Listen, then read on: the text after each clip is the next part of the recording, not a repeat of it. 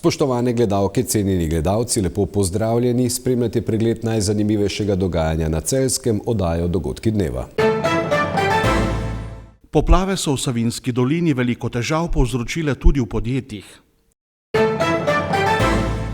V okviru Gasilske zveze Žalec v intervencijah sodelovalo več kot 2000 gasilcev. Za v poplavah prizadete živali je ustrezno poskrbljeno. Celjani na povratno tekmo na Madžarsko z minimalno prednostjo. V Zgornji Savinjski dolini so poplave popolnoma uničile proizvodnjo dveh velikih zaposlovalcev podjetij BSH Nazarje in KLS Ljubno ob Savinji. Precej škode so imeli tudi mozirski tovarni Cinkarne Celje, kjer pa tokratna ujma ni povzročila takšnega razdejanja kot v podjetjih, ki ležijo bližje izvira Savinje.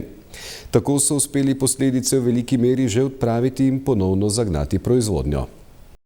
V cinkarnini tovarni v Mozirju, kjer proizvajajo masterbeče in praškaste lake, je voda v petek takole zalila njihove prostore. Najbolj na udaru so bila skladišča. Poplave so zajele samo proizvodnjo masterbečev in pa del skladišča, kjer skladiščimo gotove izdelke masterbečev, surovine za masterbečev in pa tudi nekaj osnovnih surovin za proizvodnjo praškastih lakov. S tem, da samo proizvodnjo masterbečev smo uspeli rešiti pred poplavami, če naši vestni delavci v nočni izmeni ne bi z vrečami zadelali vhodov v samo proizvodnjo, bi bila poplavljena tudi proizvodnja v višini cirka 1,5 metra. Tako da vodostaj na vseh teh skladiščih je bil tam nekje od pol metra do 1,5 metra, odvisno od posameznega skladišča. V petek dejansko se na tej lokaciji niti prebiti nismo mogli do tega materiala. Tako so s sanacijo in popisom škode začeli v soboto in ugotovili, da je voda poplavila za 620 tisoč evrov materiala, a celotna višina škode bo zagotovo višja. Intenzivno sortiramo poplavljen material od nepoplavljenega, s tem, da določene vrste materiala so take, da v bistvu vlečejo vlago, in da od tega, kar je bilo zdaj ocenjeno, lahko da bo še kaj več, s tem, da tudi neke infrastrukture bo potrebno popraviti, zaradi, bom rekla, kar intenzivnega toka, ker ta skladišča se nahajajo tik preki Savinji in pa njeni strugi, je bil kar močan tok, tako da nam je skoraj izkopalo trafo postajo in pa most, ki je v neposredni bližini, se pravi čez samo reko Strugo, in tudi most, ki je povezovalni med proizvodnjo ali pa delom proizvodnje praškastih lakov in masterbečev, ki je postavljen čez potok Ljubija, ki je tudi poplavljal in nam je poplavil potem te pomožne prostore od jedilnice, garderob, kotlovnice, potem kompresorske postaje. Tudi ta most, naš most, je dejansko zelo izpodjeden in tudi tu bo potrebna sanacija, da bo transport naših izdelkov in pa seveda tudi dobav potekal varno. V teh dneh so že uspeli ponovno zagnati proizvodnjo. Mi smo, glede na to, da je sama proizvodnja ostala v dokaj normalnem stanju, razen 2 centimetrov mulja, ki pač so skozi te špranje prišle do proizvodnje. Poplavljeno je bilo pa nekaj črpalk pa elektromotorjev, ki so potrebni za podporne procese. To smo nekako uspeli z našimi aktivnostmi, s pomočjo našega vzdrževanja v matičnem podjetju in pa s pomočjo nekaj zunanjih serviserjev, da smo v bistvu v ponedeljek, torek to uredili in smo dejansko v torek zvečer v drugi polovici popoldanske izmene že pričeli s proizvodnjo masterbečev. To nam je zdaj v bistvu tudi glavna aktivnost. V poplavi so izgubili približno tretjino zalog masterbečev. Računajo, da bodo kakšen mesec potrebovali samo za pokritje že potrjenih dobav svojim kupcem. Naše zaloge so dejansko izdelane po naročilih naših kupcev. Za te količine smo jim že tudi iz dobave potrdili Tako da zdaj v bistvu nam je prioriteta, da te manjkajoče količine čim prej izdelamo in zato nam je bilo res zelo pomembno, da smo samo proizvodnjo master batchov čim prej usposobili in štartali s proizvodnjo. Zagotovo pa moramo vse tisto, kar še ni bilo na zalogi, pa smo že potrdili odpreme. Tako da dejansko zdaj naš delovnik ne bo 5-dnevni, bo 6-dnevni, 7-dnevni, odvisno od tega, kakšne bodo naše zahteve s trga. Del poplavljenih materialov bodo mogoče še lahko predelali. V podjetju namreč sledijo načelom trajnostne proizvodnje in želijo na tak način zmanjšati tudi količino odpadnih materialov, ki potem končajo na smetišču. V tokratnih poplavah je več kot 2000 gasilcev, ki delujejo pod okriljem Gasilske zveze Žalec, moralo posredovati v več kot 1500 intervencijah. Na pomoč so jim priskočili tudi kolegi iz Gorenjske, Zasavske in Notranjske regije. Na območju, ki ga pokrivajo, je bilo poplavljenih kar 1100 objektov. Vremenska ujma, ki je od minulega petka naprej prizadela večji del Slovenije, je ogromno škodo povzročila tudi na območju, ki ga pokriva Gasilska zveza Žalec. Prvi so na pomoč prizadetim v poplavah priskočili prav tamkajšnji gasilci. Gasilci prostovoljnih gasilskih društev Gasilske zveze Žalec smo od zgodnjih jutranjih ur do večernih ur na terenu. Na terenu smo tudi danes, saj odpravljamo precejšnje razdejanje, ki so ga povzročili nalivi ter močno narasla voda reke Savinje. Gasilci Gasilske zveze Žalec smo od petka do včeraj 10. avgusta zabeležili 1508 lokacij, kjer smo prečrpali vodo, odstranjevali mulj, očistili ceste in cestne dovoze. Prevažali smo tudi pitno vodo v skupni količini več kot 700 kubikov. Na terenu je sodelovalo 2081 gasilcev iz 32 prostovoljnih gasilskih društev Gasilske zveze Žalec ter gasilci z Posavske, Gorenjske, Notranjske regije. Ob tem nam je na pomoč priskočila tudi Slovenska vojska ter Karitas in Rdeči križ Slovenije. V občinah Braslovče, Polzela in Žalec je bilo poplavljenih več kot 1100 stanovanjskih objektov, 25 industrijskih objektov, 3 kmetije in en sakralni objekt. Uničena sta 2 mostova, delno sta uničena 2 mostova ter nepoškodovana sta ostala 2 mostova čez reko Savinjo. Do danes smo v Gasilski zvezi Žalec zabeležili 48 plazov. Ob tem pa še velja omeniti, da gasilci upravljamo zasilne ukrepe, zaradi velikega števila intervencij pa vse naprošamo za potrpljenje, saj se odzovemo z časovnim zamikom, saj so gasilske enote razporejene že po terenu. V prostovoljnem gasilskem društvu Vrbje so v času intervencije ob nedavnih vremenskih ujmah ostali brez vozila, ki je v celoti uničeno. Poplavljen pa je bil tudi gasilski dom prostovoljnega gasilskega društva Letuš. Na terenu, ki ga pokriva Gasilska zveza Žalec, je še vedno nekaj ekip, ki iz prizadetih hiš odstranjujejo vodo in mulj. Na terenu so v teh dneh tudi predstavniki uprave za varno hrano, veterinarstvo in zaščito rastlin.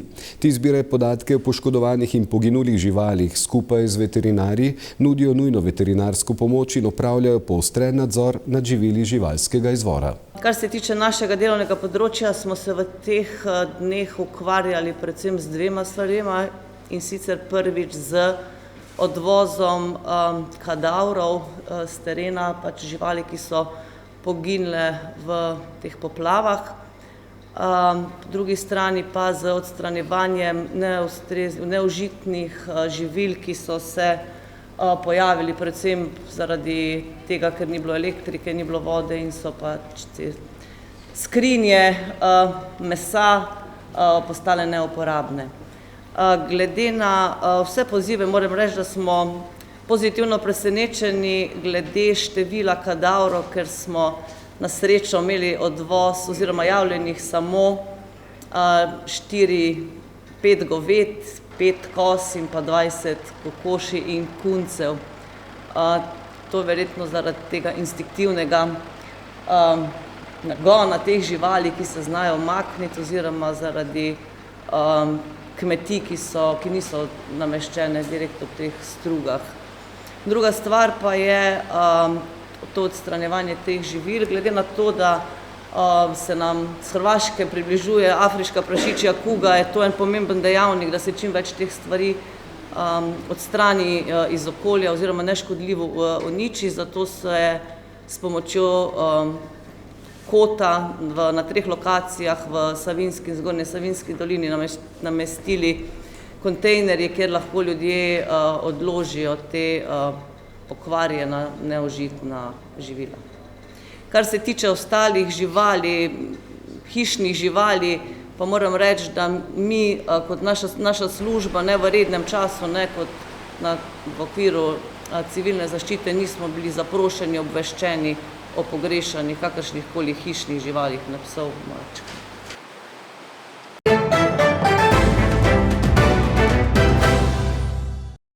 Nogometaši Celja so v prvi tekmi 3. kroga kvalifikacij za uvrstitev v konferenčno ligo v ljubljanskih Stožicah z 1:0 premagali beloruskega predstavnika Neman Grodno. Povratna tekma bo čez teden dni v madžarskem Džeru. Celjani so pred dvobojem z Belorusi veljali za favorite tega para, toda v prvem polčasu so bili v Stožicah bližje zadetku gostje. V drugem delu so varovanci Alberta Riere prikazali boljšo igro in svojo terensko premoč kronali v 69. minuti, ko je po predložku Bobičanca z desne strani z glavo zadel Charlie Kuemesi.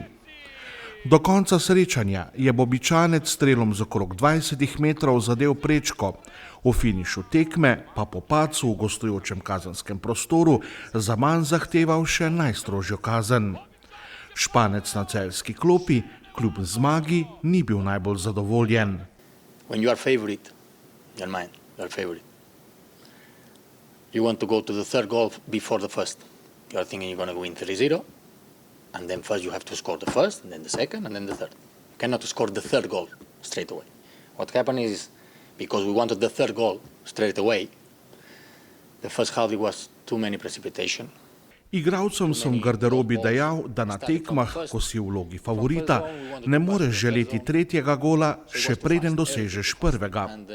V prvem polčasu smo delali absolutno preveč napak. Imeli smo preveliko število izgubljenih žog. Želeli smo igrati hitro, vendar ne moreš igrati samo naprej, ampak moraš včasih iti tudi levo in desno. Morali bi biti bolj potrpežljivi. Bili smo preveč neučakani, želeli smo si prehitro zagotoviti zmago. Tekma traja 90 minut, v tem primeru proti Belorusom celo 180 minut in ne moreš vsega rešiti takoj. Jasno je, da lahko igramo veliko bolje, ampak na koncu je zmaga zmaga. Najbolje se je učiti iz zmag. Igralci so bili kljub zmagi razočarani svojo igro, saj vedo, da so lahko še veliko boljši in da morajo biti boljši.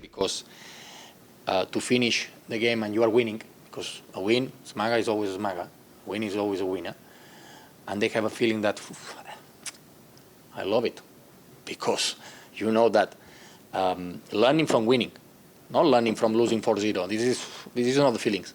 So they were not satisfied because they know that they can do better, we can do better, we must do better. But I repeat again, for me the key was this one, that we wanted to score first the third goal instead of the first.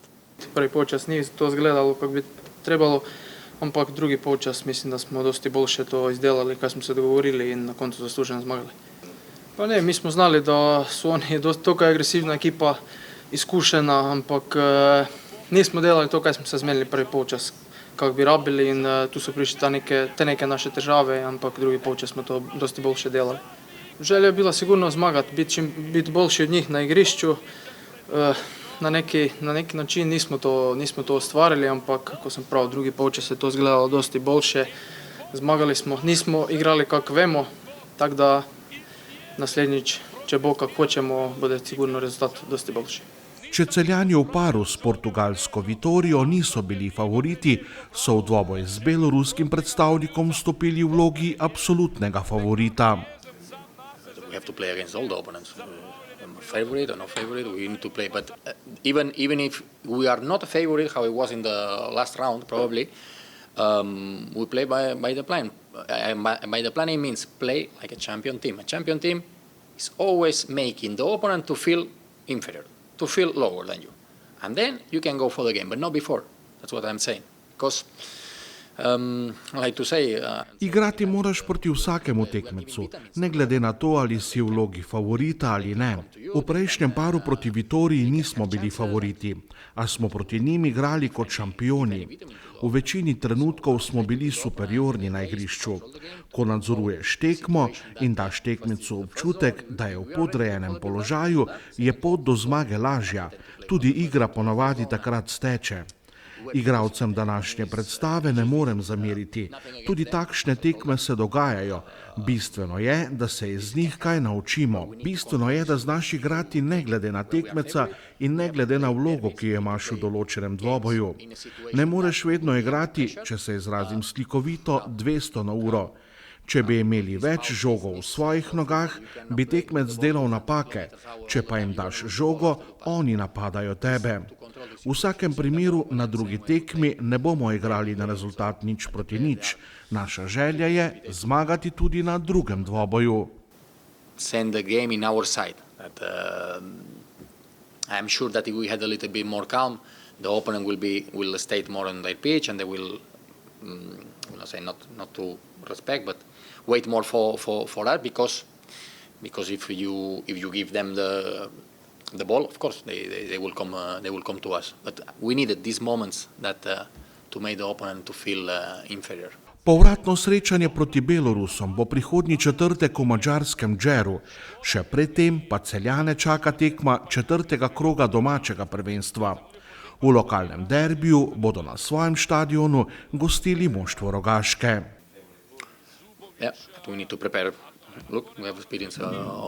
Na tej tekmi bomo v vlogi favorita, a se moramo na njo dobro pripraviti. Zagotovo bo nekaj menjav v moštvu. Moramo se pripraviti na tekmeca in njegov način igre. Menjave zagotovo bodo, ne vem pa, koliko jih bo.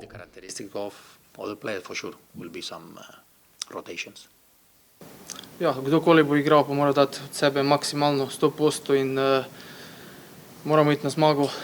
To je vse, kaj si želimo, delati naše principe, kjer hočemo, in s tem bo tudi prišel dober rezultat. Srečanje med Celjani in Slatinčani se bo v nedeljo začelo ob 20:15.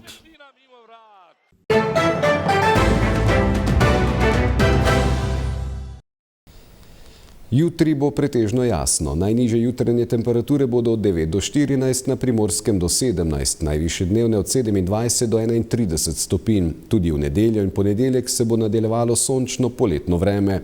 Nedeljo popoldne bo v hribih severne Slovenije možna kakšna kratkotrajna nevihta. Spremljali ste oddajo Dogodki dneva. Hvala lepa za vašo pozornost. Bodite z nami znova v ponedeljek. Lep pozdrav in srečno do takrat.